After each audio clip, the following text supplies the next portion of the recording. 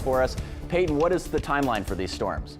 Yeah, pretty much all weekend long, really, we're continuing to deal with that moisture. And you said, of course, the good news for us, this is moving away. We're not going to feel any direct impacts from Hanna, but that's certainly not going to be the story for far southern Texas and really kind of just the tip of southern Texas there. But here's the latest on Hanna.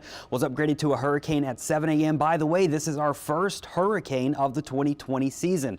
We've had all these tropical storms, but finally enough to get an organized system.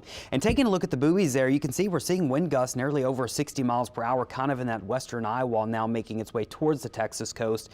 And that's the direction it's going to continue to move. It's more westerly and then kind of southwesterly as it makes its way into Texas. So making landfall, the center of it at least, kind of near the Port Mansfield area. That's south of Corpus Christi, north of Brownsville. Think of Padre Island, kind of north of South Padre Island if you're familiar with the area. And that'll make landfall probably as a decent Category 1 hurricane. So it's continuing to organize. It is likely going to strengthen just a little bit more as it makes its way towards the Texas coast. A live look at radar and their local radar, you can really see it's come together.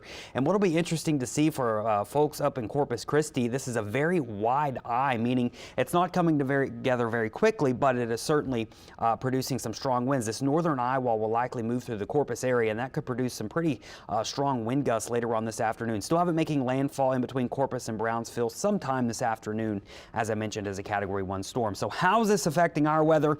Well, we're going to continue to see the moisture. We're going to have rain chances pretty much all day long. We'll have those tropical downpours moving through the area. So it's not going to be the prettiest today. Now, it's not going to rain continuously all day long, but like yesterday, there'll be in and out tropical downpours that could dump some pretty heavy rainfall. Local radar does show we're pretty quiet here in New Orleans. We are overcast right now, but you notice some showers kind of off the coast down in lower Terrebonne Parish.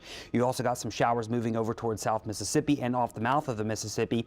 Those highlighted boxes there are special marine warnings for gusty winds, maybe over 30 miles per hour, and the potential for water spouts. So that's what we'll be watching today. And as I mentioned, it's going to shape up to be a pretty wet weekend, continuing all the way into Monday. And then we finally start to dry out a little bit. We get more in that typical summertime pattern by the middle of the work week, but it's going to be pretty rainy as we go throughout the rest of the work week. We're also tracking multiple areas, other areas in the tropics. Paul, we'll talk more about that.